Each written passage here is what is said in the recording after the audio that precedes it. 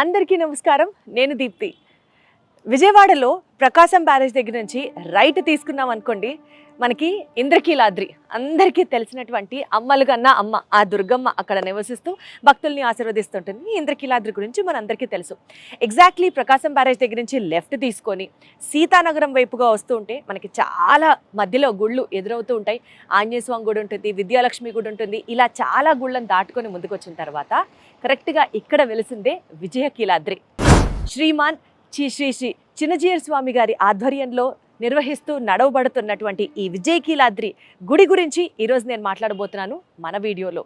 బేసికల్గా విజయకీలాద్రి గుడి అని అంటే చాలామందికి ఇక్కడ లక్ష్మీ సమేత వెంకటేశ్వర స్వామి నివసిస్తూ ఉంటారు, వెంకటేశ్వర స్వామి వారి ఆలయం ఉంది అని అందరికీ తెలుసు. కానీ ఇక్కడ భూవరాహస్వామి వారి దేవాలయం కూడా చాలా చాలా చాలా ఫేమస్. ఎంత ఫేమస్ అంటే అనుకున్న కోరికని భగవంతుడి ముందు సంకల్పించుకొని 11 వారాల పాటు 11 ప్రదక్షిణాలు చేస్తూ ఆ స్వామికి మన మనసులో ఉన్న కష్టం చెప్పుకుంటే ఖచ్చితంగా జరిగి తీరుతుంది అన్నది భక్తుల ప్రగాఢ విశ్వాసం. మరి ఈ విజయకీలాద్రి మీద ఉన్నటువంటి 10 దేవాలయాలు ఏంటి, వాటి విశిష్టత ఏంటి, ఇక్కడ భక్తుల నమ్మకాలు ఎలా ఉన్నాయి, అన్నీ వారి మాటల్లోనే అడిగి తెలుసుకుందాం. మనం కూడా తెలుసుకునే ప్రయత్నం చేద్దాం. జై శ్రీమన్నారాయణ. రండి.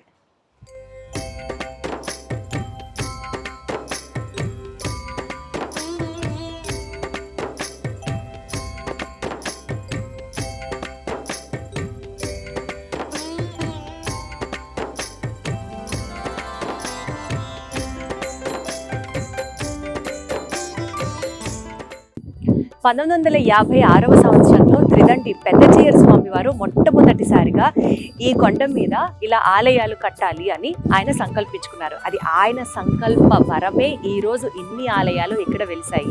అయితే దాని తర్వాత చాలాసార్లు కొంతమంది ఇక్కడ పెద్ద పెద్ద గుళ్ళని కట్టాలి అని ప్రయత్నం చేశారు, అవి సఫలీకృతం అవ్వలేదు. అలా జరుగుతూ ఉండగా తిరిగి మళ్ళీ చిన్నజీయర్ స్వామి గారి ఆధ్వర్యంలో ఆయన యొక్క సమక్షంలో ఈ గుడిని ఈ రకంగా డెవలప్ చేయడం స్టార్ట్ అయిందనమాట. బేసికల్గా విజయకీలాద్రి అని ఇక్కడ పేరు కదా, అంటే ఇక్కడ ఏదైనా ఒక కోరికతో భక్తుడు స్వామివారికి కనుక మొరపెట్టుకున్నా, విన్నవించుకున్నా, ఇక్కడికి వచ్చి స్వామిని దర్శనం చేసుకున్నా ఖచ్చితంగా ఆ పని విజయం సిద్ధిస్తుంది అన్నది ఇక్కడ ప్రతీక. అందుకని ఈ కొండకి విజయకీలాద్రి అని పేరు అనమాట. సాక్షాత్తు అర్జునుడు తపస్సు చేసినటువంటి ప్రాంతం ఇది. సాక్షాత్తు అర్జునుడు మహాభారత యుద్ధానికి ముందు ఇక్కడికి వచ్చి తపస్సు చేసి స్వామిని పూజించుకున్నారు కాబట్టి విజయం సంకల్పించింది అని పేరు. అందుకనే విజయుడు అంటే అర్జునుడు ఇక్కడ విజయం పొందాడు కాబట్టి విజయకీలాద్రిగా ప్రసిద్ధి. ఈ విజయకీలాద్రికి సంబంధించిన విశేషాలు ఇప్పుడు మనం తెలుసుకుందాం.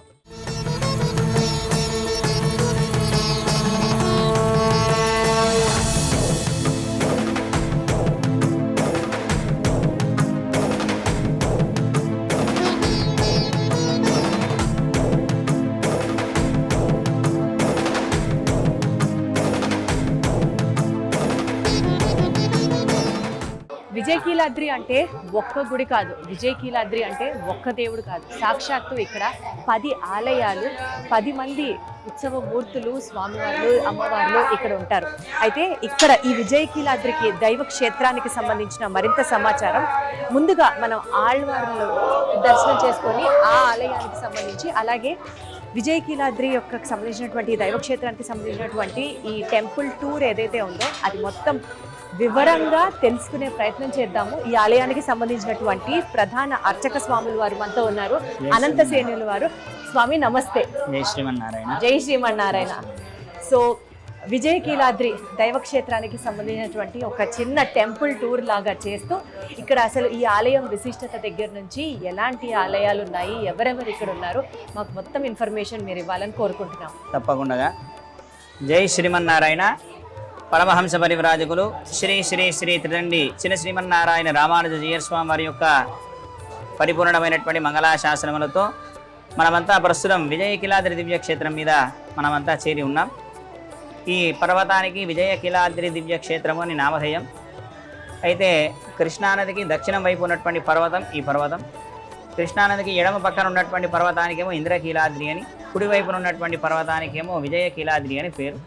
అమ్మవారు ఉన్నటువంటి పర్వతానికేమో అక్కడ ఇంద్రుడు అమ్మవారి యొక్క అనుగ్రహం కోసం అక్కడ తపస్సు చేయడం వల్ల ఇంద్రుడికి సంబంధంగా ఉండే విధంగా అక్కడ ఇంద్రకీలాద్రి అని పేరు వచ్చింది. అయితే ఈ పర్వతానికి విజయకీలాద్రి అని పేరు. విజయుడు అని అర్జునుడికి పేరు అన్నమాట. అర్జునుడు కురుక్షేత్ర యుద్ధంలో విజయం పొందిన తర్వాత ఆయనకి విజయుడు అనేటువంటి నామధేయం కలిగింది. అయితే ఆ యుద్ధానికి వెళ్లే ముందు ఇక్కడ ఈ పర్వతం మీద తపస్సు చేసి వెళ్ళడం వల్ల ఆయనకి విజయాన్ని కలుగజేసింది కాబట్టి ఈ పర్వతానికి విజయకీలాద్రి అని పేరు ఇక్కడ ఏర్పడడం జరిగింది. అయితే ఈ పర్వతం మీద మొట్టమొదటగా 1960వ సంవత్సరంలో మన ఆచార్యుడైనటువంటి చిన్నజీయర్ స్వామివారి యొక్క గురువు గారైనటువంటి శ్రీ శ్రీ శ్రీ రుద్రండి పెద్దజీయర్ స్వామివారి యొక్క సంకల్పానుసారంగా మనం ఈ క్షేత్రాన్ని దర్శించుకుంటున్నాం. మొట్టమొదటగా 1960వ సంవత్సరంలో పెద్దజీయర్ స్వామివారు ఇక్కడ ఈ ప్రాంతంలో ఉన్నటువంటి భక్తులకు ఎవరికి కలలో పెరుమాళ్ళు కనిపించి ఇక్కడ పెరుమాళ్ళు ఉన్నారు అనేటువంటి సమాచారం తెలిస్తే అప్పుడు స్వామివారు పైకి వచ్చి చూస్తే ఇక్కడ కొన్ని మూర్తిಗಳು ఇక్కడ కనిపించాయి అని చెప్పి సరే ఇక్కడ ఒక ఆలయాన్ని నిర్మాణం చేయాలనేటువంటి సంకల్పంతో స్వామివారు ప్రారంభం చేశారు. ఆ సమయంలో సుమారు ఒక 400 మెట్ల వరకు పెద్ద స్వామివారు వేయించారు. ఆ తర్వాత అదే సమయంలో మనకు తమిళనాడు ప్రాంతంలో ఒక విలేకరి ఎవరో ఒక అతను రామాయణం పుస్తకానికి చెప్పుల దండ వేసి వీధుల్లో తిప్పుతున్నాడు అనేటువంటి వార్త తెలియడం వల్ల అప్పుడు స్వామివారు ఇక్కడి నుంచి అక్కడికి వెళ్ళి అక్కడ ఒక 27 రోజులు అక్కడే ఉండి అక్కడ ఉన్నటువంటి ఆ ఊర్లో వారందరితోని రామనామాన్ని రాయించడం, రామాయణాన్ని పారాయణం చేయించడం, రామాయణ యొక్క వైభవాన్ని చెబుతూ ఈ పని ఎవరైతే చేశారో ఆయనతోనే మళ్ళీ ఈ రామాయణం అనేటువంటిది మన సంస్కృతికి మూల గ్రంథం, రాముడు చాలా గొప్పవాడు అనేటువంటి విషయాన్ని ఆయన నోటితోనే చెప్పించే విధంగా కార్యక్రమాన్ని చేశారు. అట్లాగా ప్రారంభం చేస్తూ సుమారు 14 సంవత్సరాల సమయం అంతా మన భారతదేశం అంతా నేపాల్ వరకు కూడా స్వామివారి పర్యటన చేస్తూ కొన్ని రామకృత స్తూపాల నిర్మాణం చేయించారు. స్వామివారు ఆ పర్యటనలో ఉండిపోయారు. ఇక్కడ కొంతమంది కమిటీని ఏర్పాటు చేసి వెళ్ళారు. తర్వాత స్వామివారు పరంపదించిన తర్వాత ఈ నిర్మాణం అనేటువంటిది ఆగిపోయింది. అయితే ఇక్కడ పెరుమాళని ప్రతిష్ఠ చేయాలనుకున్నటువంటి వెంకటేశ్వర స్వామిని కిందనే ప్రతిష్ఠ చేశారు. మన కొండ ఎక్కుతులో కూడా కింద ఒక వెంకటేశ్వర స్వామి ఆలయం ఉన్నది. సరే తర్వాత ఇంకా ఉన్నటువంటి కమిటీ వాళ్ళంతా ఒక్కొక్కరు ఇదైపోతున్నారు అని మళ్ళీ చిన్నజీయర్ స్వామివారికి పెద్ద స్వామివారి యొక్క సంకల్పం అని చెప్పి ఈ స్వామివారికి అందజేయడం జరిగింది. అప్పుడు 2017వ సంవత్సరానికి ఈ ఆలయాలన్నీ కూడా ప్రతిష్ఠ అయ్యే విధంగా స్వామివారి ఇక్కడ ఏర్పాటు చేయించారు. 2017వ సంవత్సరం భగవద్ రామానుజాచార్య స్వామివారు అవతరించి 1000 సంవత్సరాలు పూర్తయినటువంటి సందర్భంగా వారు జగద్గురువులు కాబట్టి ఆ గురువు గారికి ఒక పుట్టినరోజు కానుకగా ఉంటుంది అని ఈ క్షేత్రాన్ని లోకావిష్కృతం మన చిన్నజీయర్ స్వామివారు చేశారు. అందులో మొట్టమొదటిగా ఇక్కడ నుంచి దర్శనం ప్రారంభమవుతుంది. మనమంతా ప్రస్తుతం ఆల్వారాచార్య సహిత విశ్వక్సేన సన్నిధి స్వామి సన్నిధిలో ఉన్నాం. ఆ పైన ఉన్నటువంటి వాళ్ళంతా కూడా ఆల్వారులు, మధ్యలో ఉన్నటువంటి వారేమో విశ్వక్సేనుడు, కింద 2 కాషాయం వస్త్రాలు ధరించి ఉన్నటువంటి వారేమో ఆచార్యులు అని. ఆలయానికి వస్తే మొట్టమొదటిగా మనమంతా నేరుగా భగవంతుడి దగ్గరికి వెళ్తుంటాం దర్శనానికి. కానీ అలా కాకుండా ఆలయానికి వస్తే మొట్టమొదటిగా భగవంతుణ్ణి మనకు చూపించినటువంటి వారిని, అలానే భగవంతుడి దగ్గరికి చేర్చేటటువంటి వారిని, చేరేటటువంటి మార్గంలో ఎటువంటి ఇబ్బందులు లేకుండా చూసుకునేటువంటి వారిని దర్శించాలి అనేటువంటిది ఒక క్రమం. అట్లాగా మనకు భగవంతుని నేరుగా దర్శించి సహజంగా మనం ఏంటంటే భగవంతుడి కోసం వేచి చూస్తుంటాం. ఋషులు మునులు మొదలైనటువంటి వాళ్ళంతా కూడా కొన్ని వేల సంవత్సరాలు తపస్సు చేస్తే కానీ స్వామి దర్శనం దొరకదు. అటువంటిది మనకు ఆల్వార్లంతా కూడా ఒక్కొక్క కులానికి చెందినటువంటి వారు భగవంతుని కీర్తన చేసినటువంటి ఆ విధానానికి స్వామి ముగ్ధుడైపోయి వారు ఎంత వైభవంగా పాడారు భగవంతుడి గురించి అంటే నేరుగా ఆయననే వచ్చి వాళ్ళకి దర్శనం ఇచ్చేంత ఇదిగా అంత ప్రేమతోని భక్తితోని వారు భగవంతుని కీర్తించారు. అది అలాగా ఆల్వార్ల యొక్క గొప్పతనం అదనమాట. ఆల్వార్ అనేటువంటి పదానికి మునిగినటువంటి వారు అని కూడా ఒక అర్థం. అంటే దేంట్లో అంటే భగవంతుని యొక్క గుణానుభవంలో మునిగినటువంటి వారు అని అర్థం. అట్లాగా వారంతా కూడా నేరుగా భగవంతుని చూసి ఇవో స్వామి ఈ స్వరూపంగా ఇంత వైభవంగా ఉంటాడు అని మనకు చెప్పినటువంటి వాళ్ళు ఆల్వార్లు. అందుకని ముందర మనం మొట్టమొదటిగా ఆల్వార్లను దర్శనం చేసుకొని వారిని ప్రార్థించి అప్పుడు వేరే ఆలయం. ఆ తర్వాత భగవంతుని ఒకరు చూయించారు. మరి ఆ భగవంతుని పొందాలి అంటే ఎలా పొందాలి అంటే మనకు శాస్త్రాధ్యయనం అనేటువంటిది చేయాలి. మరి ఆ శాస్త్రాధ్యయనం మనం చేయగలుగుతామా అంటే మనకున్నటువంటి పనులలో ప్రత్యేకించి దాని మీద కూర్చొని చేయాలి అంటే మన వల్ల మరి ఎలా తెలుసుకుంటాము అంటే దానికి ఒక స్థానాన్ని కొంతమందికి ఇచ్చాడు భగవంతుడు, ఆచార్య స్థానం కింద. అట్లాగా ఆచార్యులు అని గురువు గారికి మరో పేరు ఆచార్యులు అని. సహజంగా మన గురుగారు ఏం చేస్తారు అంటే మనకు జ్ఞానబోధన చేస్తారు. ఆచార్యులు ఏం చేస్తారంటే మనకు ఉన్నటువంటి అంధకారాన్ని తొలగించి జ్ఞానాన్ని నింపేటటువంటి వాడు ఆచార్యులు.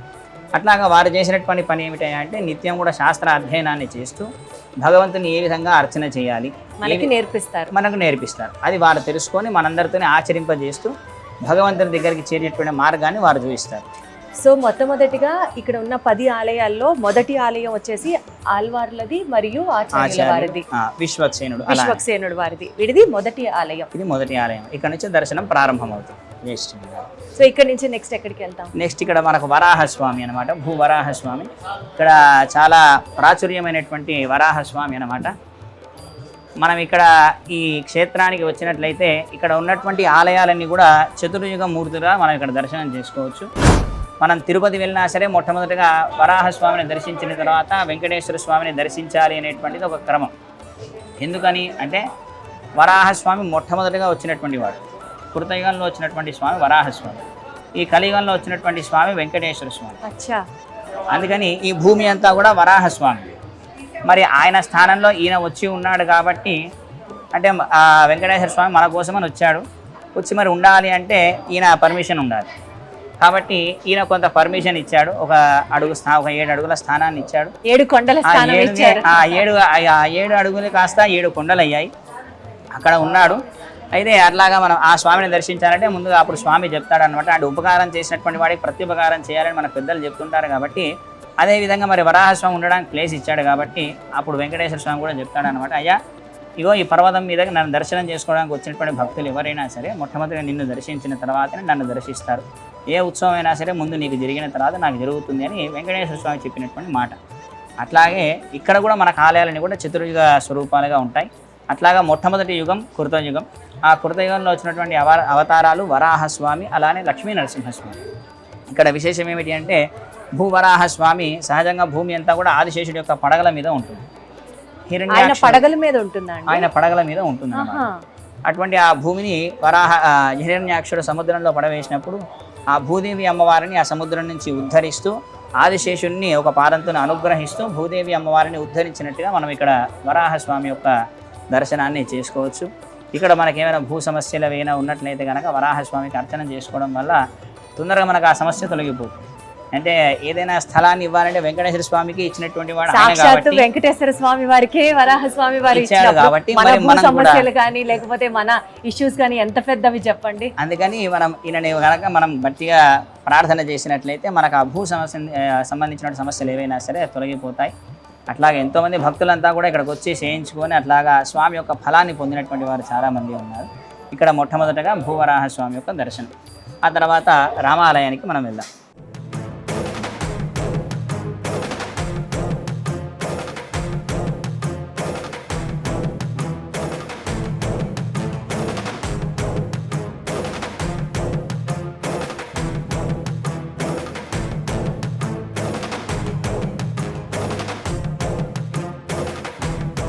ఇక్కడ మనం ప్రస్తుతం రామాలయానికి చేరుకొని ఉన్నాం. రామాలయంలో రాముల వారికి ఎడమ పక్కన ఉన్నటువంటి స్వామి సన్నిధి పెద్దజీయర్ స్వామి వారి సన్నిధి.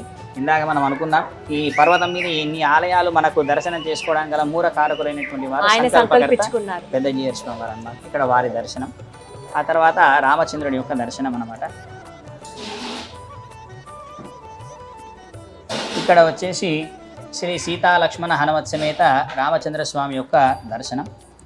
ఇక్కడ మన రామచంద్రుడి యొక్క దర్శనం త్రేతాయుగ స్వరూపంగా మనం దర్శనం చేసుకుంటాం. రామచంద్రుడు సహజంగా ఎక్కడ కూడా ఆయన భగవంతుడు అని ఎక్కడ చెప్పింది లేదు.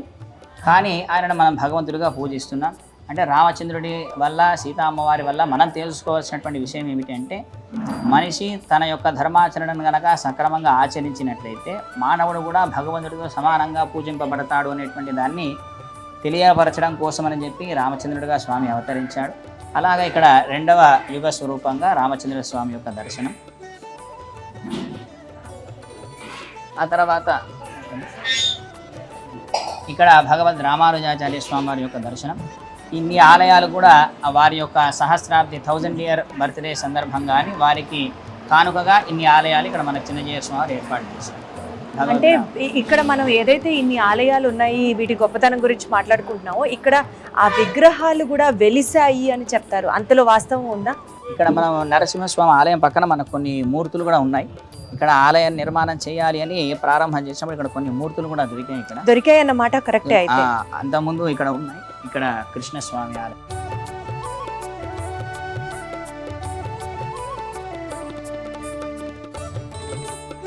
రామచంద్రుడి యొక్క దర్శనం పూర్తయిన తర్వాత ద్వాపర యుగ స్వరూపంగా 3వ యుగ స్వరూపంగా శ్రీకృష్ణ పరమాత్మ యొక్క సన్నిధి రుక్మిణి సత్యభామ సమేత వేణుగోపాల స్వామి. ఈ పర్వతానికి విజయకిలాద్రి అని నామధేయం కదా. అర్జునుడు విజయాన్ని పొందాడు. ఆయనకి సారథిగా ఉండి నడిపించినటువంటి వాడు శ్రీకృష్ణ పరమాత్మ. అందుకని ఇక్కడ ఈయన పేరు కూడా విజయ సారథి అని మనకు ఉంటుంది. ఇక్కడ అన్ని పెరుమాళ్ళకు కూడా రాముడికి కూడా విజయ రాఘవ స్వామి అని, కృష్ణుడికి ఏమో విజయసారథి అని. ఇట్లాగా మూడవ యుగ స్వరూపంగా కృష్ణ పరమాత్మ అన్నమాట. ఈయన నేరుగా చెప్పాడు, అయ్యా నేనే భగవంతుణ్ణి, మీరంతా చేయవలసినటువంటిది ఒకటే, సర్వధర్మాన్ పరిత్యజ్య మామేకం శరణం వ్రజ అహంత్వా సర్వపాపేభ్యో మోక్షయిష్యామి మా శుచః. ఏది చేసినా సరే నా యొక్క అర్పణంగానే చేయాలి, అన్నిటిని వదిలేసి కేవలం నా యొక్క పాదాలనే మీరంతా కూడా ఆశ్రయించాలి. నా పాదాలను కనుక మీకు ఆశ్రయించినట్లయితే మీ అందరికీ కూడా మోక్షాన్ని ఇచ్చేటటువంటి వాడిని నేనే అని మనకు చెప్తూ వచ్చినటువంటి స్వరూపం శ్రీకృష్ణ పరమాత్మ యొక్క స్వరూపం.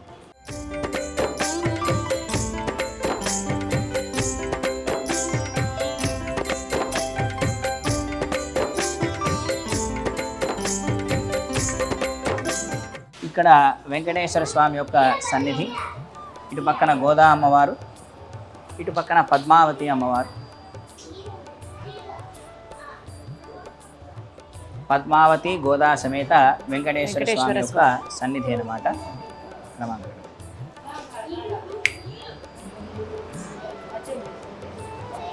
ఇక్కడ కలియుగ స్వరూపంగా శ్రీ వెంకటేశ్వర స్వామి. మనమంతా ప్రస్తుతం కలియుగంలో ఉన్నాం. ఈ కలియుగానికి ప్రత్యక్ష దైవంగా వెంకటేశ్వర స్వామి యొక్క ఆలయం. ఇక్కడ ఈ పర్వతానికి ప్రధాన సన్నిధి వెంకటేశ్వర స్వామి యొక్క సన్నిధి అన్నమాట. స్వామి యొక్క పేరులోనే ఉంది వెంకటేశుడు అని. వెంకటేశుడు అంటే వేమంటే పాపాలు, కటహ అంటే తొలగించేటటువంటి వాడు అని. మనమంతా స్వామి యొక్క సాయుధ్యాన్ని పొందాలంటే ఎలా పొందుతాము అంటే మనకున్నటువంటి కర్మబంధనం అంతా కూడా తొలగించుకుంటే అప్పుడు స్వామి యొక్క సాయుధ్యం అనేటువంటిది మనకు లభిస్తుంది. కాబట్టి అటువంటి మన పాపరాశిని అంతటిని కూడా తొలగించి మనను అనుగ్రహించడానికని ఈ కలియుగంలో వచ్చినటువంటి స్వరూపం శ్రీ వెంకటేశ్వర స్వామి యొక్క స్వరూపం. వెంకటేశ్వర స్వామి వారి విగ్రహం ఇక్కడ ఒక్క చోటే కేవలం ఆయన కళ్ళు తెరిచి నవ్వుతూ ఉంటారు అని విన్నాను. అందులో ఎంతవరకు వాస్తవం ఉంది? వాస్తవంగా మనకు బయట ఆలయాలు చూసినట్లయితే కొద్దిగా బొట్టు కింద వరకు పెట్టేసరికి మనకు అంటే అందరి యొక్క ఆలోచన ఏమిటంటే స్వామి ఇక్కడ కళ్ళు మూసుకొని ఉంటాడేమో అని అంతా అనుకుంటూ ఉంటారు. కాకపోతే ఏంటంటే స్వామి ఎక్కడైనా సరే కళ్ళు తెరిచి చూస్తూ ఉంటాడు. ఆయన కళ్ళు తెరిచి మనల్ని చూస్తున్నాడు కాబట్టి మనం ఇలా ఉన్నాం. ఒకసారి ఆయన కనుక కళ్ళు మూసుకున్నట్లయితే కనుక మనం కూడా ఇదైపోతుంది. అట్లా కాకపోతే ఏంటంటే చిన్నజీయర్ స్వామి వారు ప్రత్యేకించి తిరుమల యొక్క నేత్ర దర్శనం అనేటువంటిది అందరికీ కలగాలి అని స్వామివారికి సంబంధించినటువంటి అన్ని ఆలయాల్లో కూడా ప్రతి తిరుమల యొక్క నేత్ర దర్శనం అనేటువంటిది ప్రత్యేకించి ఉంటుంది. అట్లాగా మనకు వెంకటేశ్వర స్వామి తన యొక్క మందహాసంతో మనందరినీ కూడా చూస్తూ చక్కగా చిరునవ్వుతో మనందరినీ చక్కగా పలకరిస్తూ మాట్లాడుతున్నట్లు ఆశీర్వదిస్తున్నట్లుగానే చాలా ప్రశాంతంగా ఉంటుంది. ఒకసారి ఆయనని గనక చూసినట్లయితే మనకున్నటువంటి సమస్యలన్నీ కూడా తొలగిపోయి చాలా ప్రశాంతంగా మనకు స్వామి యొక్క అనుగ్రహం ఉంటుంది. అట్లాగా కలియుగ స్వరూపంగా వెంకటేశ్వర స్వామి. ఇక్కడ ప్రతి శ్రవణ నక్షత్రానికి స్వామికి అభిషేకం ఉంటుంది. అలానే ప్రతిరోజు నిత్య కళ్యాణం కూడా జరుగుతుంది అన్నమాట.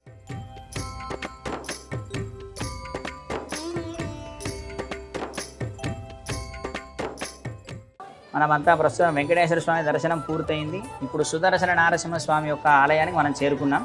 ఇది 5వ ఆలయం. సుదర్శనము అంటే చక్రానికి పేరు సుదర్శనం అని, స్వామి చేతిలో ఉన్నటువంటి చక్రానికి పేరు సుదర్శనము అని. అయితే అక్కడ చూస్తే ఒక చక్రం లాగానే కనిపిస్తుంది. ఆ చక్రం ఎలా ఉంటుందంటే ఆ స్వామి యొక్క స్వరూపాన్ని మన ఇక్కడ ఏర్పాటు చేశారనమాట. 2 చేతులు మొదలుకొని 32 చేతుల వరకు స్వామి ధరించి ఉంటాడు అనమాట సుదర్శన భగవానుడు. ఆయా సందర్భాలను అనుసరిస్తూ చేతులను ధరిస్తూ ఉంటాడు. ఎన్ని హస్తాలు అయితే ధరిస్తాడో అన్ని హస్తాలలో అన్ని ఆయుధాలు కూడా ఉంటాయి.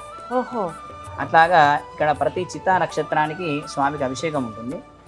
ఆయనకి సుదర్శనుడు అనే కాకుండా విష్ణు సంకల్ప వృక్ష అని కూడా ఒక పేరు. విష్ణు సంకల్ప వృక్ష. ఎందుకని అంటే స్వామి ఎప్పుడు ఏ యుగంలో ఏ అవతారంగా స్వామి వస్తాడో ఆయనతో పాటుగానే ఈయన కూడా వస్తుంటాడు. ప్రతి అవతారంలో ఉంటాడు. అయితే కొన్ని అవతారాల్లో ప్రత్యక్షంగా కనిపిస్తుంటాడు, కొన్ని అవతారాల్లో పరోక్షంగా ఉంటాడు. వెంకటేశ్వర స్వామిగా వచ్చాడు, స్వామి చేతిలో చక్రం ఉంది. కృష్ణుడిగా వచ్చాడు, ఆయన చేతిలో చక్రం ఉంది. మరి రాముడిగా వచ్చాడు, ఆయన దగ్గర చక్రం లేదు కదా, అంటే ఆయన దగ్గర ధనుర్బాణపు యొక్క కొసలలో ఉంటాడు. వరాహ స్వామిగా వచ్చాడు, తన యొక్క కొరలలో. నరసింహస్వామిగా తన యొక్క గోర్లలో ఇట్లాగా నిక్షిప్తమై వస్తుంటాడు. అందుకని ఇక్కడ ఉన్నటువంటి భక్తుల అందరికీ ఒక రక్షణ కోరుకొని అలానే అన్ని ఆలయాలకు కూడా రక్షణ కానీ ఇక్కడ సుదర్శన స్వామి సన్నిధి. అయితే ఇక్కడ ఇంకొక ప్రత్యేకత ఏమిటి అంటే ముందు సుదర్శనుడు ఉంటాడు, వెనక నరసింహస్వామి ఉంటాడు. ఇక్కడ నుంచి మనం అర్థంలో చూడొచ్చు, లేదా వెనక ప్రదక్షిణ చేసి కూడా కనిపిస్తుంది. ఈ 2 స్వరూపాలు కూడా భక్తుల యొక్క రక్షణ కొరకు ప్రత్యేకించి వచ్చినటువంటి స్వరూపాలు అన్నమాట. ఇలాగ మనకు శ్రీరంగ క్షేత్రంలో ఉంటుంది. అటువంటి ఆ దర్శనాన్ని మనకు స్వామి ఇక్కడ ఏర్పాటు చేశారు. మనకి ఏవైనా గ్రహాలకు సంబంధించినటువంటి సమస్యలు కానీ, ఆరోగ్యపరమైనటువంటి సమస్యలు కానీ, శత్రు బాధలు కానీ ఏవైనా ఉన్నట్లయితే కనుక ప్రతి చిత్తా నక్షత్రానికి స్వామికి అభిషేకం జరుగుతుంది. అలానే ప్రతి అమావాస్యకి సుదర్శన హోమం జరుగుతుంది. వీటిల్లో పాల్గొని స్వామికి అర్చన చేయించుకోవడం వల్ల మనకు ఉన్నటువంటి ఆ గ్రహ సమస్యలు అనేవి తొలగిపోతాయి. అట్లాగే సుదర్శన స్వామి సన్నిధి. సో శ్రీరంగం తర్వాత మళ్ళీ ఉన్నది మనకి అన్నమాట ఇక్కడ విజయవాడ. తర్వాత ఇంకొకటి మనకు రాజమండ్రిలో కూడా మనకు రంగధామం అని అక్కడ ఒకటి.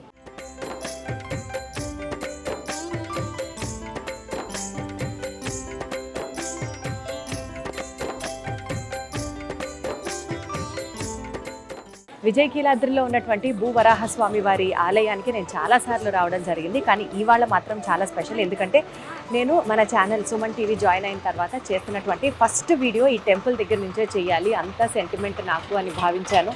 అండ్ అది ఎంత ఆస్పిషియస్ అకేషన్ అంటే దసరా శరన్నవరాత్రి ఉత్సవాలు ఇక్కడ ఘనంగా జరగడంతో పాటు ఈరోజు ప్రత్యేకంగా ఉత్తరాషాఢ నక్షత్రం అన్నమాట. అంటే సాక్షాత్తు భూవరాహస్వామి వారి జన్మ నక్షత్రం అయినటువంటి ఈ ఉత్తరాషాఢ నక్షత్రం నాడు ప్రతి నెల ఈ నక్షత్రం రోజున ప్రత్యేకంగా స్వామివారికి పుట్టినరోజు జన్మ నక్షత్రం కాబట్టి ఆ సెలబ్రేషన్స్ యాక్టివిటీస్ అవి జరుగుతూ ఉంటాయి.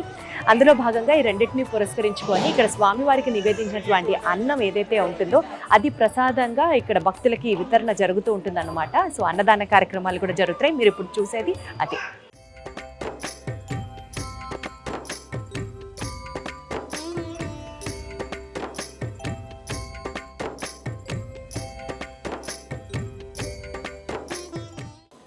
ఇప్పుడు మనం అష్టలక్ష్మి ఆలయానికి వెళ్తున్నాం.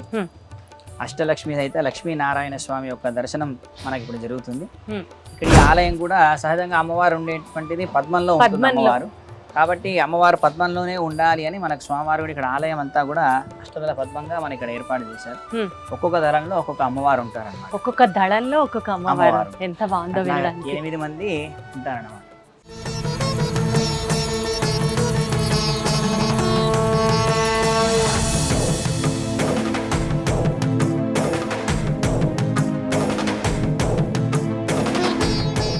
ఇక్కడ లక్ష్మీనారాయణ స్వామి యొక్క సన్నిధి అయితే నేరుగా ఇక్కడ కంటే కూడా ముందుగా ఇక్కడ 8 మంది అమ్మవార్లు ఉన్నారు. ఒకసారి ప్రదక్షిణగా అమ్మవారిని దర్శనం చేసుకొని ఇక్కడ మొట్టమొదటిగా మహాలక్ష్మి అమ్మవారు, వీరలక్ష్మి అమ్మవారు, ఇక్కడ ధనలక్ష్మి అమ్మవారు, ఆ తర్వాత ఇక్కడ సంతాన లక్ష్మి అమ్మవారు, అష్టలక్ష్ములు, అష్టైశ్వర్యాలు. మనమంతా కూడా అంటే సహజంగా ఒక్కొక్కరికి ఒక్కొక్క కోరిక ఉంటుంది. మన లాంటి భక్తులందరికీ కూడా ఇక్కడ జయలక్ష్మి అమ్మవారు.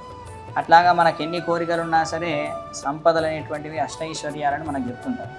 అట్లాగా అష్టైశ్వర్యాలను అనుగ్రహించడం కోసం అని చెప్పి మధ్యలో లక్ష్మీనారాయణలతో కూడి లక్ష్మీ అమ్మవారు ఇక్కడ మనకు 8 స్వరూపాలలో దర్శనమిస్తుంది.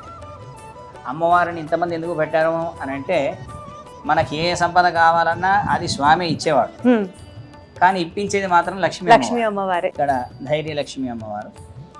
అట్లాగా అంటే మనం కోరేటువంటి వాటిలలో కొన్ని తప్పులు ఉండొచ్చు, కొన్ని ఒప్పులు ఉండొచ్చు. తప్పులు ఏమైనా కోరినట్లయితే కనుక స్వామి కొంచెం వెంటనే కోపం వస్తుంది.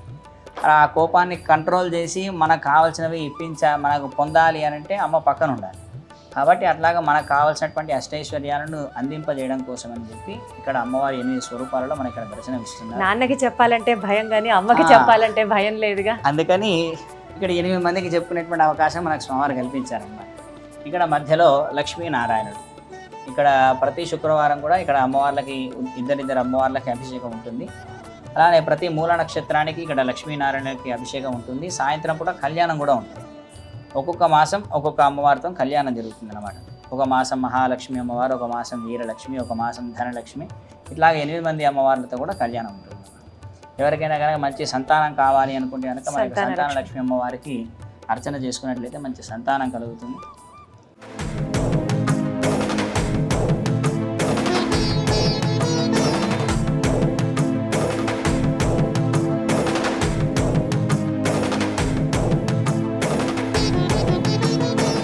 మనమంతా ప్రస్తుతం ఇప్పుడు అష్టలక్ష్మి ఆలయం దర్శనం పూర్తయిన తర్వాత ఆంజనేయ స్వామి సన్నిధిలో ఉన్నాం.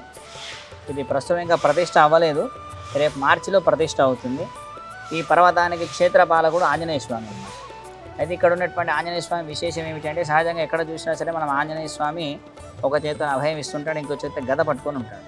కాకపోతే ఇక్కడ ఏమిటి అంటే 2 చేతులతో అభయం ఇస్తూ ఉంటాడు మనకు. అంటే సుందరకాండలో ఎక్కడ కూడా స్వామికి అంటే సహజంగా కోతులకి ఆయుధాలు ఏమిటంటే వాటి యొక్క గోర్లే వాటికి ఆయుధాలు. అట్లాగా అందుకని ఇక్కడ గద లేకుండా రెండు చేతుల్లో అభయం ఇవ్వాలి అనేటువంటి సంకల్పంతో సుందరకాండలో ఉన్నటువంటి స్వరూపంగా మనకు స్వామివారు ఇక్కడ అభయ ఆంజనేయ స్వామిని ఏర్పాటు చేశారు. రేపు మార్చిలో మనం స్వామి కూడా స్వామి యొక్క దర్శనాన్ని ప్రారంభం చేసుకుంటాం. పర్వతానికి క్షేత్రపాలకుడు కాబట్టి ఇక్కడ సన్నిధి కూడా చాలా పెద్దదన్నమాట. చాలా పెద్ద ఇంత సన్నిధిని ఇంత పర్వతాన్ని ఆయన ఎంత ఎత్తుతో విగ్రహం ఉండబోతోంది ఇక్కడ. 36 అడుగుల మూర్తి, ఏకశిల విగ్రహం. ఏకశిలా విగ్రహం, 36 అడుగుల ఏకశిలా విగ్రహం. సహజంగా మనకు ఆంజనేయ స్వామి కూడా చాలా ప్రత్యేకం. మనకి ఏమైనా వివాహం కావాలి అన్నా, లేదా మంచి ధైర్యం కావాలి అన్నా, మంచి బుద్ధి కావాలి అన్నా, అంటే మనిషికి ప్రధానంగా బుద్ధి కావాలి. అటువంటి మంచి బుద్ధిని ఇచ్చేటటువంటి వాడు, మంచి వాక్చాతుర్యాన్ని ఇచ్చేటటువంటి వాడు ఆంజనేయ స్వామి. వాక్చాతుర్యానికి కూడా ఆంజనేయ స్వామిని ప్రార్థిస్తాం. బాగా ఇస్తాడన్నమాట. అందుకే మనకు చెప్తారు బుద్ధిర బలం యశోధైర్యం నిర్భయత్వం అరోగత అని. అజాఢ్యం వాక్పటుత్వం చ హనుమత్ స్మరణాత్ భవేత్ అని. మనకు మంచి వాక్చాతుర్యం కావాలన్నా, బుద్ధి బలం కావాలి అన్నా, మంచి ధైర్యం కావాలి అన్నా ఆంజనేయ స్వామిని కనుక అర్చన చేసుకున్నట్లయితే ఇవన్నిటిని కూడా ఆయన ఇస్తాడు.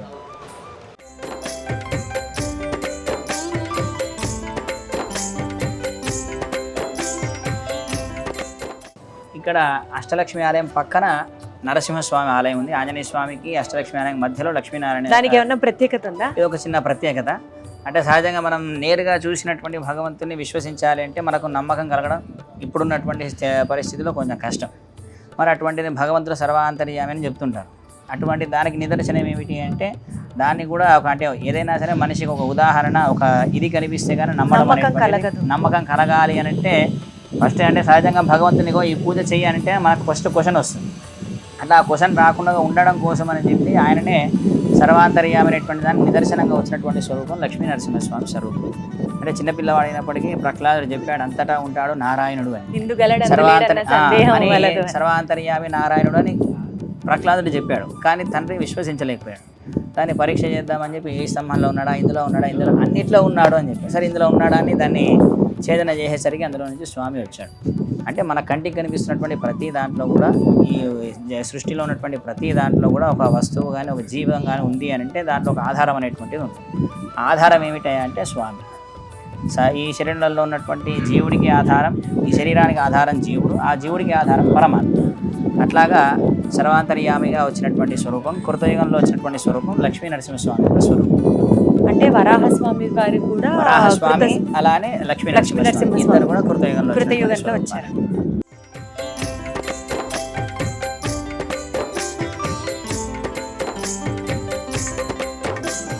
ఇప్పుడు మనం వైకుంఠనాథ స్వామి ఆలయానికి వెళ్తున్నాం. ఇక్కడ ఉన్నటువంటి స్వామి శ్రీ భూ నీలా సమేత వైకుంఠనాథ స్వామి అని ఈయనకు పేరు. స్వామి శ్రీ భూ నీలా సమేత, ముగ్గురు అమ్మవార్లు అనమాట. శ్రీదేవి, భూదేవి, నీలాదేవి. సహజంగా మనం ఎక్కడ చూసినా సరే ఇద్దరు అమ్మవార్లు కనిపిస్తుంటారు. అయితే నీలా అమ్మవారిని ప్రత్యేకించి మనం ధనుర్మాసం చేస్తుంటాం ప్రతి సంవత్సరం. ఆ ధనుర్మాసంలో గోదా అమ్మవారు ప్రార్థన చేస్తుందన్నమాట. అట్లాగా అంటే స్వామి వైకుంఠంలో ఉంటాడు కదా, వైకుంఠం అనేటువంటిది మూలస్థానం. ఇక్కడ నుంచి ఇప్పుడు మనం చూస్తున్నటువంటి అవతారాలన్నీ కూడా వచ్చాయి. కాబట్టి మరి ఇద్దరు అమ్మవార్లు ఆయనతో పాటు వస్తున్నప్పుడు మరి ఇంకొకరు ఎవరైనా ఒకరు ఆయనతో పాటు ఉండాలి. కాబట్టి నిత్యం వైకుంఠంలో ఉంటుంది నీలాదేవి. అట్లాగా మనం మొట్టమొదటిగా ఆళ్వారాచార్య విశ్వక్సేన సన్నిధానం దర్శనం చేసుకున్నాం. అందులో ఆచార్యులను దర్శనం చేసుకున్నాం. ఆచార్యులను కనుక ఆశ్రయించి ఆచార్యుల ద్వారా మంత్రోపదేశాన్ని కనుక పొందినట్లయితే ఈ వైకుంఠాన్ని పొందుతాం. అంటే ఈ జీవుడి యొక్క లక్ష్యం ఏమిటయా, జీవితం యొక్క లక్ష్యం అంటే ఆ వైకుంఠాన్ని పొందడం. దీన్నే పరమపదం అని కూడా అంటారు. ఇక్కడికి వెళ్తే మళ్ళీ తిరిగి రావడం అంటూ ఉండదు. అందుకని దానికి మోక్షము అని పేరు. ఇక్కడ ఉండి మనం ఎన్ని సేవలైనా భగవంతుడికి అంటే మనం నేరుగా చేసుకునేటువంటి అవకాశం ఉండదు. ఇళ్ళల్లో అయితే మనం చేసుకుంటాం, ఆలయాల్లో అయితే స్వాములు చేస్తుంటారు. కానీ ఆ వైకుంఠానికి వెళ్తే నేరుగా మనం భగవంతుడికి చేసేటువంటి అవకాశం అన్నమాట. అక్కడ ఇంకొక ఆలోచన అనేటువంటిది ఇది ఉండదు. నేరుగా భగవంతుడు మనం. అక్కడ స్వామికి మనం ఏ సేవ చేయాలి అనుకుంటే ఆ సేవ మనతోనే చేయించుకుంటాడు. అట్లాగా మూల స్థానం ఇది. మన కోసం మనల్ని అనుగ్రహించడం కోసం అని చెప్పి ఇన్ని యుగాల్లో ఇన్ని స్వరూపాలుగా చివరిగా మన దగ్గరికి అర్చావతారంగా స్వామి వచ్చాడు అని. ఈ వైకుంఠంలో ఉన్నటువంటి స్వామి పొందాలంటే మొట్టమొదటి గురువుని ఆశ్రయించాలి అని. ఆ గురువుని కనుక ఆశ్రయించినట్లయితే ఈ వైకుంఠాన్ని పొందుతాము అని. ఈ విషయం అందరికీ తెలియడం కోసం అని చెప్పి చిన్నజీయర్ స్వామివారు సుమారుగా మనకు 10 ఆలయాలు ఇక్కడ నిర్మాణం చేయించారు. ఎందుకంటే ఇన్ని ఆలయాలు ఎందుకు అని అంటే ఏదో మన ఆలయానికి వస్తాం. కొంతమంది ఇప్పుడు వెంకటేశ్వర స్వామిని అంటే చూసిన వెంటనే గుర్తుపడతాం, లేదా కృష్ణుడు అంటే చేతిలో మురళి ఉంది గుర్తుపడతాం, రాముడు అంటే ధనుర్బాణాలు గుర్తుపడతాం, వరాహస్వామి అంటే తొందరగా గుర్తుపట్టడం, లేదా సుదర్శనుడు అంటే గుర్తుపట్టడం. పేర్లుంటే చదవగలుగుతాను చెప్తే నేరుగా స్వరూపం చూస్తే గుర్తుపట్టడం. అలా కాకుండా ఆలయానికి వస్తే కొంత భగవంతుడి గురించి తెలుసుకోవాలి. ఇప్పుడు మనం ఏ యుగంలో ఉన్నాం, దీనికి ముందు ఎన్ని యుగాలు, ఎన్ని అవతారాలు వచ్చాయి, అవతారాల యొక్క ప్రత్యేకత ఏమిటి, మనం భగవంతుడి కోసం ఏం చేయాలి, ఆయన మన కోసం ఏం చేస్తున్నాడు అనేటువంటి విషయం అందరికీ తెలియడం కోసం అని చెప్పి చిన్నజీయర్ స్వామి ఇన్ని ఆలయాలు నిర్మాణం చేయించారనమాట. ఇది మూల స్థానం మనమంతా పొందడం కోసమని. ఈ ఆలయం చాలా ప్రత్యేకమైనది. ఈ ఆలయాలు ఎక్కడ కూడా లేవు మనకు. మొత్తం 3 ఆలయాలు ఉన్నాయని మనకు చెప్తారు. ఒకటి మనకు తమిళనాడు ప్రాంతంలో ఒక ఆలయం ఉందని, రెండవది మనకు స్వామివారి యొక్క ఆశ్రమం హైదరాబాద్లో శంషాబాద్లో ఒక ఆలయం ఉంది, ముచ్చింతల్లో, మూడవది ఇక్కడ శ్రీరంగం తర్వాత సుదర్శన స్వామివారి ఆలయం మనకి ఇక్కడే ఉంది. ఇక్కడ దాని తర్వాత మళ్ళీ నీల వరాహ స్వామి సన్నిధి కూడా మనకి ఇక్కడే. మనకి ఇక్కడే తర్వాత వైకుంఠనాథ స్వామి ఆలయం కూడా ఇక్కడే. అయితే మనకు శ్రీరంగ క్షేత్రంలో ఏ విధంగా అయితే ఆలయానికి 3 వైపులా ఒక మాల వేసినట్టుగా కావేరీ నది ప్రవహిస్తుందో, మనకి ఈ పర్వతానికి కూడా శాటిలైట్ చూస్తే కనుక అట్లానే ఉంటుంది. అట్లాగా అంటే ప్రతి ఆలయానికి కూడా ఉత్తర వాహినిగా నది కానీ ఒక వాగు కానీ ప్రవహిస్తూ ఉండడం అనేటువంటిది చాలా విశేషమైనటువంటిది. అందుకని ఇక్కడ మనకి ఈ పర్వతానికి చాలా ప్రత్యేకమైనటువంటిది ఏమిటి అంటే కృష్ణానది 3 వైపులా ప్రవహించడం, అందులో ఈ పర్వతం మీద ఇన్ని ఆలయాలు ఉండడం చాలా విశేషమైనటువంటిది. ఈ క్షేత్రానికి విజయకీలాద్రి అని పేరు. మనం ఎవరం ఎప్పుడు ఏది కోరుకున్నా సరే అన్నిటి యందు మంచి విజయాన్ని అందించేటటువంటి క్షేత్రం. కాబట్టి చిన్నజీయర్ స్వామి వారి యొక్క శ్రీహస్తాల మీదుగా ప్రతిష్ట గావిపోయినటువంటి ఈ క్షేత్రానికి మనమంతా కూడా వచ్చి ఒక్కసారి పెరుమాళకు మనస్ఫూర్తిగా చెప్పుకున్నట్లయితే చాలు, ఆయన మన మొర విని మనకు కావాల్సినటువంటి సంపదలన్నింటినీ కూడా చాలా వేగంగా అందిస్తాడనమాట. చాలా గొప్పనైనటువంటి క్షేత్రం. కాబట్టి అంతా కూడా వస్తూ స్వామి యొక్క దర్శనాన్ని చేసుకొని స్వామి యొక్క అనుగ్రహాన్ని పొందాలి. జై శ్రీమన్నారాయణ. జై శ్రీమన్నారాయణ. ధన్యవాదాలండి. చాలా చాలా చాలా చక్కగా అర్థమయ్యేటట్టు చాలా సింపుల్ లాంగ్వేజ్లో ఎక్స్ప్లెయిన్ చేశారు. ధన్యవాదాలు. జై శ్రీమన్నారాయణ.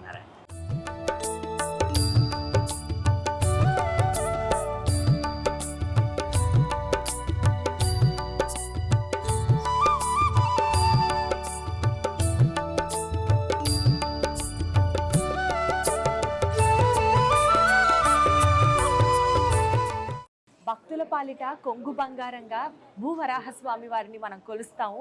అనుకున్నది అనుకున్నట్టు జరుగుతుంది. స్వామి దగ్గరికి వస్తే మన కష్టం చెప్పుకుంటే అన్నది ఇక్కడ భక్తుల యొక్క ప్రగాఢ నమ్మకము, విశ్వాసము. మనతో మాట్లాడడానికి కుమార్ గారు విచ్చేశారు కుటుంబ సమేతంగా కొత్తగూడెం నుంచి. ఎక్కడ భద్రాచలం, ఎక్కడ విజయవాడ, ఎక్కడ వీళ్ళు ఇంత ఘనంగా స్వామివారిని నమ్మి ఇక్కడికి రావడం అనేది వారి మాటల్లోనే విని తెలుసుకుందాం, వారి జీవితంలో జరిగినటువంటి ఆ అద్భుతాల గురించి. సార్ నమస్తే. అమ్మ నమస్తే. ఎలా ఉన్నారు? సో చెప్పండి, మీకు ఏంటి సెంటిమెంట్ ఈ టెంపుల్ కి, మీ రిలేషన్ ఏంటి స్వామివారితో? మా ఫ్రెండ్స్ ద్వారా విన్నది ఏంటంటే ఇక్కడ స్వామివారిని దర్శించుకుంటే ఇల్లు కట్టుకోవాలనే ఆసక్తి ఉంటే ఇల్లు కట్టుకోవటం కానీ, అలాగే భూ సంబంధితమైన వివాదాలు ఉంటే అవి తీరటం కానీ జరుగుతాయి సత్యంగల స్వామి అని తెలుసుకోవడం జరిగింది. అలాగే విజయవాడ చాలాసార్లు వచ్చాము, అమ్మవారిని దర్శించుకున్నాం, కానీ ఈ విజయకీలాద్రిని చూడలేదు ఎప్పుడు అని మొదటిసారిగా 2 నెలల క్రితం వచ్చాము. వచ్చిన తర్వాత నుంచి మేము అనుకున్న కొన్ని వరాలు ముందుకు కదిలినట్లుగా మాకు అనిపించింది.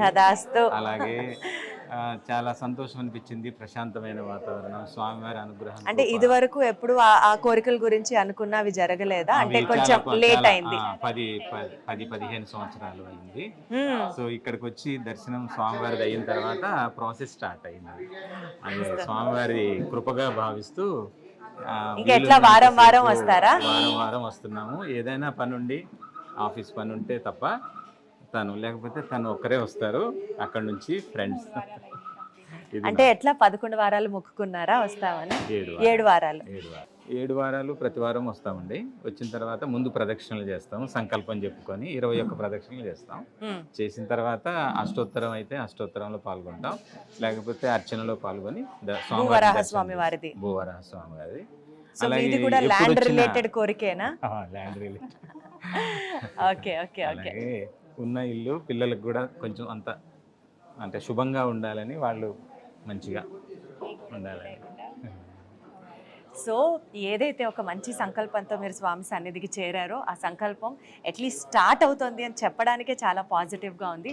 సో 3 వారాలే అయింది. ఇప్పటికీ 3 వారాలకే మీ 15 ఏళ్ల నాటి నిరీక్షణ స్టార్ట్ అవ్వడం, ప్రాసెస్ అవ్వడం స్టార్ట్ అయింది. ఈ 7 వారాలు కంప్లీట్ అయ్యేసరికి అవి కూడా సఫలీకృతం అవ్వాలి, అవుతాయి అని మనస్ఫూర్తిగా కోరుకుంటూ థ్యాంక్ యూ కుమార్ గారు. Thank you. మనతో మాట్లాడడానికి మరో భక్తులు ఉన్నారు. వారి కుటుంబ సమేతంగా ఇక్కడికి విచ్చేశారు. కేఎన్ఆర్ హోమ్స్ ప్రైవేట్ లిమిటెడ్ సంస్థకి సంబంధించినటువంటి మేనేజింగ్ డైరెక్టర్ కేఎన్ఆర్ గారు ఉన్నారు. ఆయనతో నాగరాజ్ గారు ఉన్నారు. ఆయనతో ఒకసారి మాట్లాడదాం. సార్ నమస్తే. మీకు భూవరాహ స్వామి వారి ఆలయానికి అంటే ఎలాంటి అనుబంధం ఉంది, ఎప్పటి నుంచి వస్తున్నారు, ఏంటి మీరు అనుకున్న కోరిక ఏం నెరవేరింది, మీకున్న అసలు సంకల్పం ఏంటి ఒకసారి చెప్పండి. చాలా మంచి ప్రశ్న ఇస్తారండి. నేను 2016 నుంచి జీవర స్వామి గారి భక్తుడిగా మారాను. అప్పటి నుంచి భూవరాహ స్వామి గారిని నేను ఎప్పుడు సేవించుకుంటున్నాను. ఫలితంగా నేను ప్రతి సంవత్సరం ఒక్కొక్క కొత్త ప్రాజెక్టు మొదలు పెట్టుకుంటూ చేసుకుంటూ వస్తున్నాను. నాకు భూ సమస్య సంబంధించినవి కానీ, కన్స్ట్రక్షన్ సంబంధించినవి కానీ, ఇతరత్ర ఏదైనా వ్యాపారం క్రయం విక్రయం నందు అశేషమైనటువంటి ప్రజాదరణ కల్పించాడు స్వామివారు. దానికి నేను ఎంతో కృతజ్ఞ ఉన్నాను. అందుకని ప్రతి సంవత్సరం కూడా ప్రతి నెల కూడా ఇక్కడికి వచ్చి స్వామివారిని దర్శించుకుంటున్నాను. స్వామివారి యొక్క కృపా కరుణ కటాక్షం కనుక ఉన్నట్లయితే భూ సంబంధించినటువంటి సమస్యలు కానీ, లేకపోతే ఇల్లు లేని వాళ్ళకి ఇల్లు కొనుక్కోవాలనుకున్న వాళ్ళకి కానీ, లేకపోతే ఒక బిల్డర్గా అభివృద్ధి చెందాలనుకున్నా కానీ స్వామివారి ఆశీస్సులు కంపల్సరిగా తీసుకోవాలని నేను దృఢంగా నమ్ముతున్నాను. ఆ యొక్క నమ్మకంతోనే ఇప్పటి వరకు నేను ఎన్నో ప్రాజెక్టులు కంప్లీట్ చేశాను. ఏ విధమైన ఇబ్బందులు లేకుండా అంతా స్వామివారి కృపా కటాక్షం వల్లనే జరిగిందని నేను భావిస్తున్నాను. థ్యాంక్ యూ సో మచ్ అండి. Thank you so much. జై శ్రీమన్నారాయణ. ఈ విజయకీలాద్రి కొండపైన ఈ దివ్యక్షేత్రంలో వెలసిన భూ వరాహస్వామి వారి ఆలయానికి రావటం ఇది రెండోసారి. ఈరోజు హోమంలో కూడా పాల్గొనడం జరిగింది. ఇక్కడ వాతావరణం కానీ, ఇక్కడ భక్తి శ్రద్ధలు చేసే పూజ కానీ చాలా ఆహ్లాదకరంగానే మనసుకు చాలా శాంతిగా అనిపిస్తుంది. ఇక్కడ విశిష్టత ఏంటంటే మనకి ఒక భూమికి సంబంధించిన ఏమైనా ఇబ్బందులు ఉన్నా కానీ, ప్రాపర్టీకి సంబంధించిన ఇబ్బందులు ఉన్నా కానీ స్వామివారి దగ్గరికి 7 వారాలు కంటిన్యూగా వస్తూ వచ్చిన ప్రతిసారి 21 ప్రదక్షిణాలు కొబ్బరికాయ అగరబత్తులు పట్టుకొని 21 ప్రదక్షిణాలు తిరిగి కాయ కొట్టేసి స్వామివారికి అష్టోత్తరం చేసుకొని వెళితే ఇలా 7 వారాలు చేస్తే మన మనోబిలష్ట అనమాట. అంటే మనం అనుకున్నది సిద్ధిస్తుందని ఇక్కడ విన్నానండి. సో అది నేను ఫాలో అవుతున్నాను. ఇది నేను 2వ వారం రావటం, మొన్న 2వ ఆదివారం రావటం వల్ల నాకు ఇలా హోమం అభిషేకం ఉందన్నారు. కాబట్టి ఈరోజు వచ్చి పాల్గొనడం జరిగింది. చాలా బాగుంది, చాలా ఎనర్జెటిక్గా ఫీల్ అయ్యాము, చాలా ప్రశాంతంగా ఉంది, చాలా ఆహ్లాదకరంగా ఉంది. మీరు కూడా వచ్చి తప్పక ఈ విజయకీలాద్రి పైన వెలసిన శ్రీ భూ వరాహస్వామి గారిని దర్శించుకొని వారి యొక్క కృపా కటాక్షాలు మీరు పొందవలసిందిగా ప్రార్థిస్తున్నాను. జై శ్రీమన్నారాయణ.